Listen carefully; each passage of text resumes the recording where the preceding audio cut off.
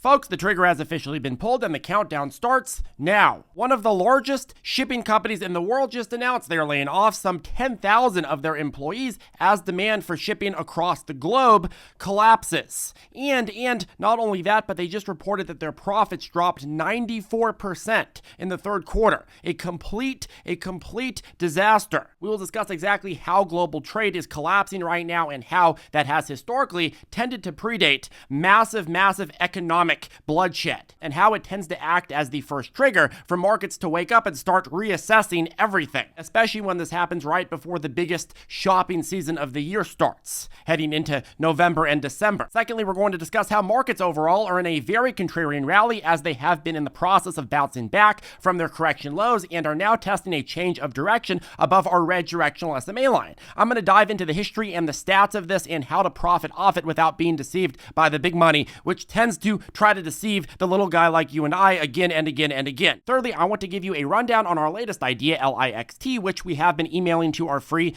newsletter subscribers, cough, link down below, and why it just broke out to a new cycle high at $3.22 a share. The company has insiders accumulating at a rapid clip and a rich FDA pipeline with previous proof of concept on updates on that pipeline. I'll break down exactly what you need to know. Let's go ahead and get to work. Okay, so here's the thing, folks. When you start seeing signs that shipping demand is collapsing, that is when you get a trigger for the broader market and the biggest of the big money on Wall Street to wake up and start reassessing everything. And so we need to start today's video by bringing to your attention what is happening with Maersk, one of the biggest shipping companies in the world. They have nearly 700 of these massive ships going all around the world, transporting from country to country every single day, 24/7. They had their most profitable year ever last year, and they are widely considered to be a leading indicator for global economic health as they control about 1/6 of global trade.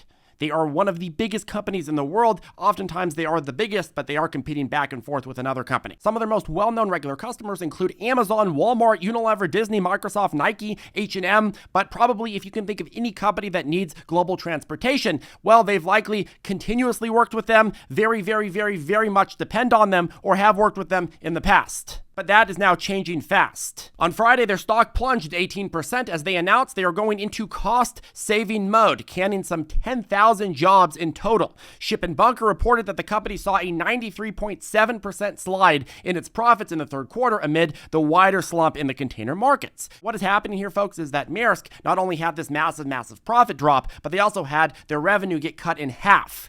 Almost half, 47%, but basically half. And so they are rushing to save money as fast as possible, and that means massive layoffs. They have no need for all of these employees because there's no demand to ship anything because people aren't buying like they were buying even 6 months ago. But there's also this other dynamic, which are industry trends that have led to freight costs dropping like a rock. First of all, the cost of freight transportation is really bludgeoned. In the beginning of the pandemic, you were at $1,500, and then it boomed up to $10,000 by September 2021, and then it dove back down to where it is today at about $1,700. And inflation adjusted, it's about equal to where it was pre-pandemic. And a lot of people are looking at this trend and they're saying, okay, well, things have normalized to where they were pre-pandemic, but that's not exactly the case. We're going from a period of insane escalation of prices to normalization, and now to massive bloodshed. And the CEO, if you read between the lines, is warning of such. The CEO said, quote, "If the fourth quarter does not deliver some type of improvements, then I think we're looking at a pretty dire situation in 2024, he said. He goes on, negative revenue growth in the third quarter came mainly from the retail and lifestyle sector, especially in North America, as well as automotive and technology, the CEO said. So you're seeing this collapse coming largely from retail and lifestyle, the retail and lifestyle sector in North America, followed very closely by the automotive and tech sector. Pretty much all of our major sectors in terms of international trade, at least. And you got to remember, folks, we're heading into the Jingle Bell season, the holiday season.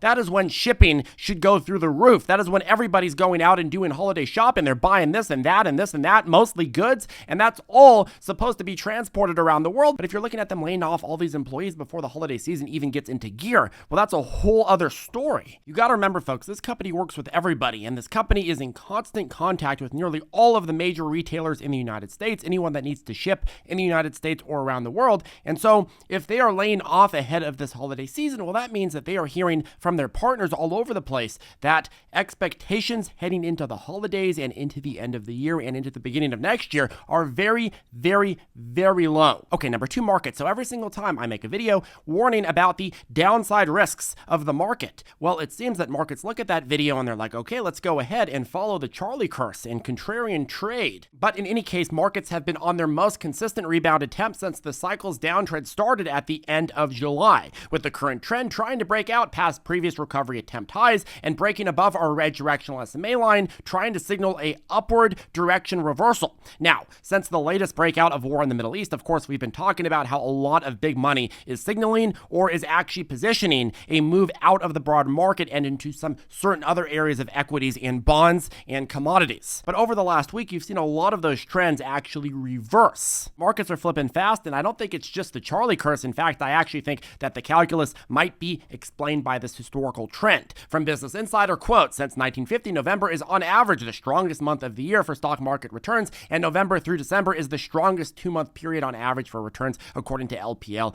Financial. Now, why does this trend tend to happen? Well, largely because mutual funds have until about October 31st to make their tax loss harvesting trades for the year, so they tend to sell in September and October and then reallocate back into the markets in November. Now, this is something that we're all familiar with. However, when you're looking at the situation in the market right now, where you've had an unprecedented rally in the overall market for the year of 2023 and you're on that downward trend, it's surprising to see that continue to happen. However, whether or not this is going to continue into being a broader trend is yet to be determined. But what we do know is that short sellers are getting squeezed right now, and that is putting some pressure on the bears. From Unusual Whales, quote, short sellers who made a fortune during the third quarter stock market dive are starting to close those bets against the market as seasonally strong months for equities arrive, per Bloomberg. And so you have a lot of short sellers that are looking at this data historically, and they're like, okay, well, if markets aren't going to sell off on this geopolitical tension increase, and they're not going to sell off on economic data fears and historical trends in terms of yield curve inversions and a million other data sets, well, all of a sudden you got to apply this data set, which says, hey, seasonally markets tend to go up. Now, fundamentals aside, if you're a trader, that means that you don't really care about the broader prognosis of the economy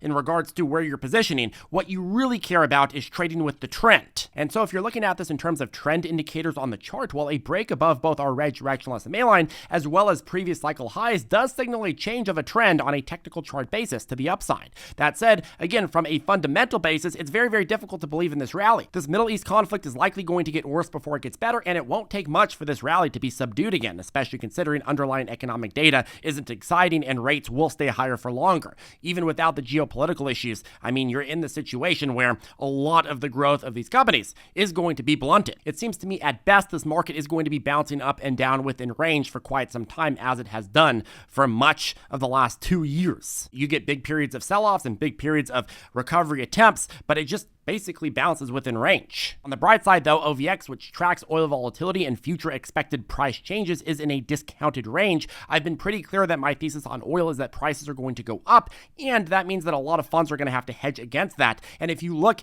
at the region, the fact is that most of the Middle East and Russia, their main export is oil and other forms of energy products, and as the region becomes more and more entrenched in this conflict, well, trade relations at minimum will become more complicated, and thus you're going to see an uptrend, and it's not going to be pretty.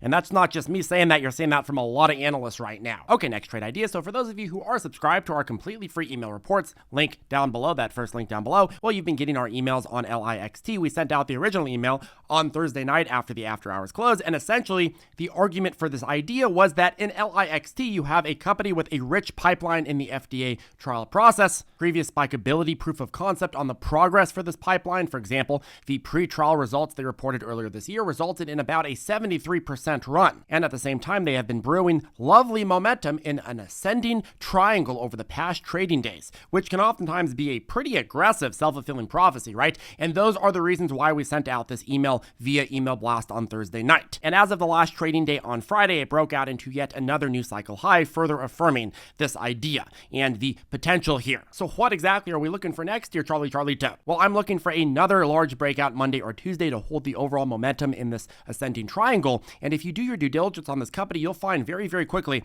that the stock has had a high amount of insider buying activity in October. Now, I can't confirm this for certain, of course, but oftentimes when insiders are buying big amounts of shares of FDA trial pipeline companies all at once, well, it tends to mean they expect a positive result, or at least what they are hearing behind the scenes in non-public information. Well, it's probably something positive, because otherwise, why are they buying all of a sudden? So you see this insider buying, you see the pipeline, you see previous proof of concept in terms of massive rallitos on pipeline progress, and you see this insider accumulation, and it suggests a very, very ripe setup. That's why we've been covering it since Thursday and why we've designated it as a top idea. Remember, they got 3 major candidates in the FDA trials. Each step and update is a potential catalyst, and I think that's why you're seeing so much excitement for the stock right now. And my thought process is, again, watch for that continued momentum push Monday or Tuesday. If it sells off Monday, fine, but I'd say watch for a high bottom and then a bounce off that, and that might be an even better, more ripe opportunity. Of course, as always, make sure to do your due diligence on all stocks presented here on the channel. If you're the one taking the risk, you got to be the one doing the frisk, and that is very, very important. And of course, per our policy, we have no shares in the stock. Anyways, folks, I hope you found value in this video. Make sure to hit that ravishing like button and subscribe. Make sure to join our absolutely free email list, first link down below, and we'll see you in the next one.